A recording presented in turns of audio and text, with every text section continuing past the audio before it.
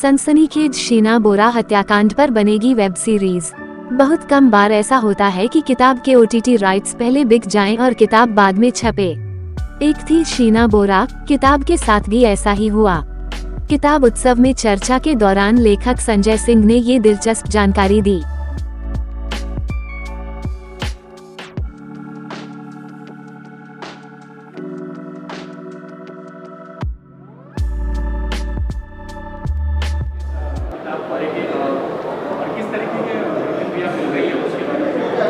देखिए, किताब लिखी गई है, बहुत मशहूर और बहुत सनसनीखेज एक हत्याकांड हुआ था, शीना बोरा हत्याकांड, उस पर लिखी गई है।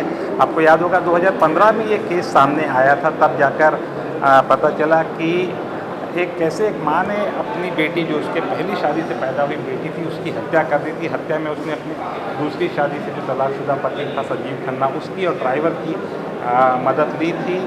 और किस तरह से वो नाराज़ थी कि पहले पति से पैदा हुई जो बेटी थी, उसका तीसरे पति से जो की पहली शादी से पैदा हुआ जो बेटा था, उनके बीच के जो प्रेम संबंध थे उसको लेके नाराज़ थी। काफ़ी कन्फ्यूजन शायद आपको सुनने में लग रहा होगा, इसीलिए किताब लिखी गई इस दिल की सुलझाते हुए। क्योंकि इसको लेकर आप देखेंगे तो गूगल पे बहुत ज़्यादा सर्च भी करेंगे तो बहुत सारी इन्फॉर्मेशन आएगी, बेसिन पैर की आ जाएंगी और पता नहीं चलेगी कहाँ से कौन सा सिरा शुरू होता है और कहाँ पर सिरा खत्म होता है। तो इसको ही कहीं ने हमने सिंप्लीफाई करने के लिए और लीनियर तरीके से ये किताब लिखी है। और किताब में खासतौर पे ध्यान रखा है, चूँकि ऑनगोइंग केस है तो किसी भी तरह से उसका जो असर है वो ऑनगोइंग केस पर ना हो, तो इसकी भी पर्याप्त ख्याल किया गया। काफ़ी हमने रिसर्च काफ़ी की है, हज़ारों पन्नों की चार्जशीट से लेके FIR भी है इसमें, रिमांड एप्लीकेशन, गवाहों के बयान, फोरेंसिक रिपोर्ट्स वगैरह सबके बारे में हमने इंफॉर्मेशन कलेक्ट करके आखिरकार इसको एक हुआ है कि बहुत सिंपल तरीके, सिलसिलेवार तरीके से एक लीनियर स्टोरी है वो लोगों को पता मिले। और किताब का बहुत अच्छा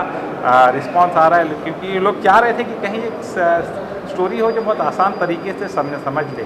और बहुत सारी चीज़ें ऐसी जो शायद पब्लिक डोमेन में नहीं थी, वो भी इस किताब में है। और वो जब एक पूरे तौर पे जब किताब को पढ़ी जाएगी तो उसके बारे में और जानकारी वो सामने आएगी।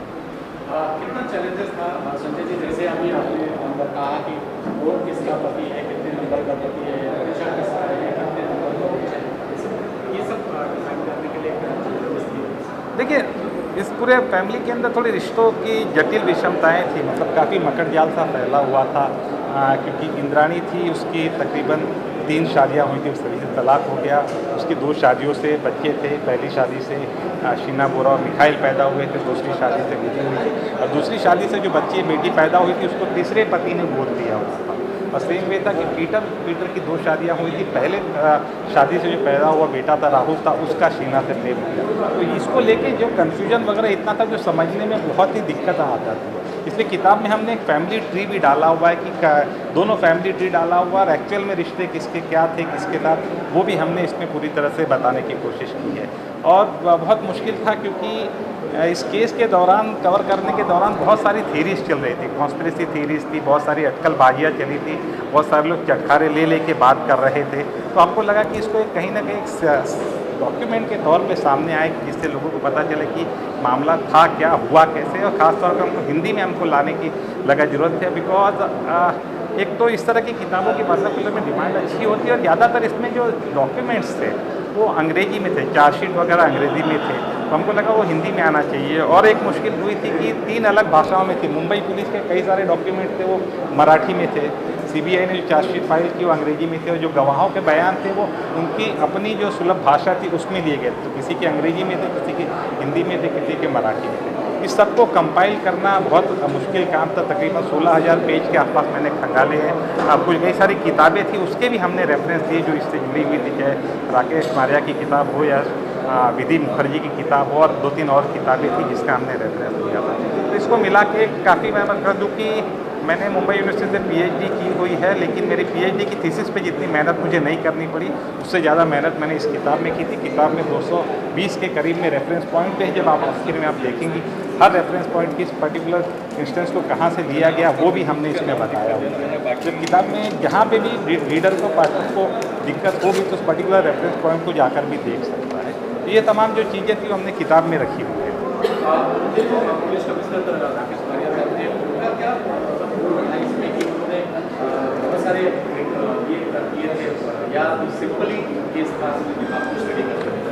देखिए, केस में बहुत सारी पैरेलल स्टोरीज भी चल रही थी। जैसे एक उसमें कहानी ये थी कि राकेश मारिया जो बहुत सुपर कॉप का माने जाते थे, काफ़ी उनका अच्छा ट्रैक रिकॉर्ड था, करियर के रिकॉर्ड था, लेकिन उनको जिस तरह से विदाई मिलनी चाहिए थी इतने लंबे सर्विस के बाद वो नहीं मिली, क्योंकि ये जो केस था, शीना बोरा केस था, इसके वजह से जो कंट्रोवर्सी खड़ी हो गई, विवाद खड़ा हो गया और उसके बाद उनको हटाया गया और बहुत ही अनसेरेमनियसली तरीके से हटाया गया इस केस को देखते हुए। तो उनको जो हटाया गया उसके बाद से दूसरे जो कमिश्नर आए थे, अहमद जावेद आए थे, उनको लेकर भी एक बात हुई थी कि उनकी किसी पार्टी थी जो पीटर इंद्राणी की, उसमें वो शायद गए थे। तो जब वो भी विवाद हुआ तो फाइनली जो केस था वो सीबीआई को सौंप दिया गया।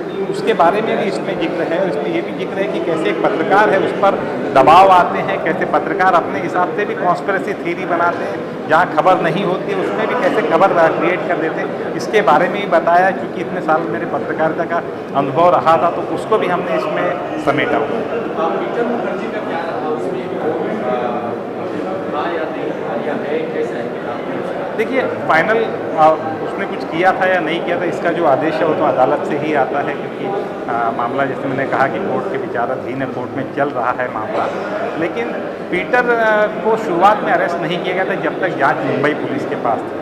उसके बाद जांच जब सीबीआई के पास जाती है, उसके बाद 70-80 दिन का जो गैप होता है, उसके बाद में पीटर को गिरफ्तार करती है सीबीआई। और जो 70-80 दिनों के दौरान में क्या हुआ था, क्या नई चीज़ें सामने आई।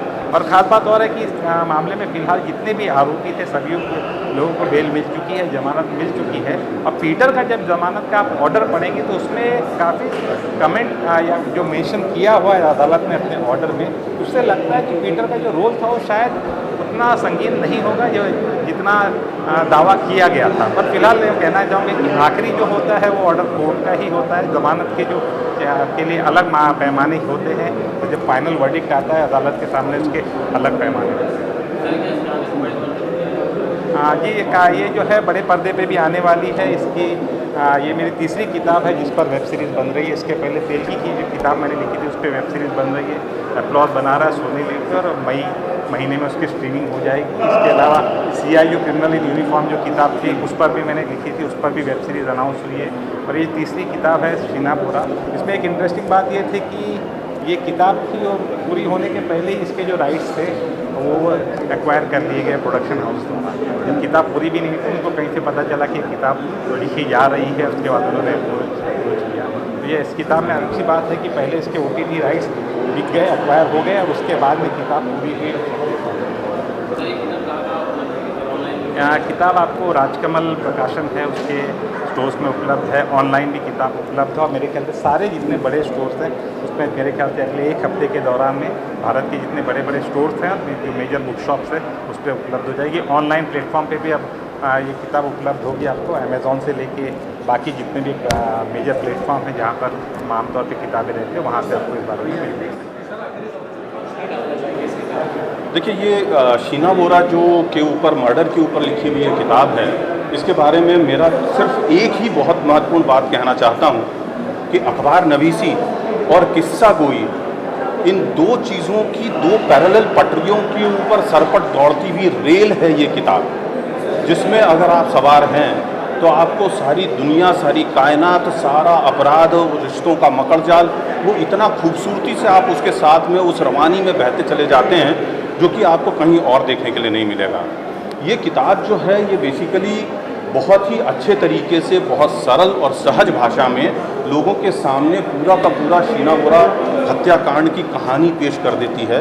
इसके जो मुख्य किरदार हैं, आरोपी हैं, उनके बारे में, उनकी साइकोलॉजी के बारे में, उनके व्यक्तित्व के बारे में, खुद हतप्राण जो है वो शीना बोरा, उसके बारे में भी ये किताब बहुत खूबसूरत तरीके से सारा मजमुआ जो है वो समेट करके सामने रख देती है। और मैं सोचता हूँ कि अपराध जगत में हिंदी में जो ट्रू क्राइम है उसके ऊपर लिखी हुई ये एक महत्वपूर्ण किताब साबित होगी, और ऐसी बहुत सारी और किताबों की हिंदी साहित्य को ज़रूरत है, ये मेरा फर्म बिलीव है। एक थी शीना बोरा जो किताब है, वो एक सच्ची कहानी है जो हम लोगों के सामने हुई है, हम लोगों ने देखा है, उसकी सारी रिपोर्टिंग और सारी चीज़ें हम लोग लगातार पढ़ते रहे। और इसके बहुत सारे छिपे हुए पहलू थे जो हमें लगा कि लोगों के सामने आने चाहिए। और ये भी जैसे हिंदी कहा जाता है कि हिंदी में बिल्कुल जो फील्ड की कहानियाँ हैं, जो सच्ची कहानियाँ हैं वो प्रकाशित नहीं होती हैं, अच्छे से लिखी नहीं जाती हैं। और तो हमने इसको इस दृष्टि से भी प्रकाशित किया। हिंदी में बहुत सारी चीज़ें नई हो रही हैं, पहली बार हो रही हैं और ज़्यादा बेहतर तरीके से आ रही हैं। इस विषय पर कुछ और किताबें भी छपी हैं, लेकिन हमें लगता है कि ये सबसे अच्छी किताब है और सबसे ज़्यादा एक सच्चाई की तरह से और प्रामाणिक तरीके से सारी कहानी बताई गई है। इस तरह की बहुत सारी जो अपराध कथाएं हैं हम लोगों ने प्रकाशित की हैं और आगे भी इस तरह की हमारी योजना है कि ऐसी कहानियाँ जिससे पाठक अपने इर्द गिर्द देख रहे हैं उनको उनकी पूरी सच्चाई जाने, और जो नया पाठक वर्ग हिंदी में बन रहा है उसको ऐसी किताबें ज़्यादा से ज़्यादा मिलें, ये कोशिश हमारी है।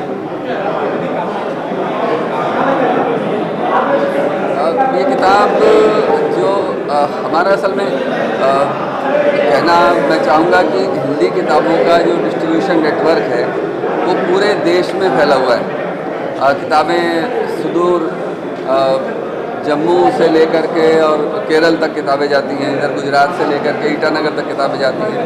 जो भी देश के सारे बड़े डिस्ट्रीब्यूटर्स हैं सब जगह किताब उपलब्ध होगी।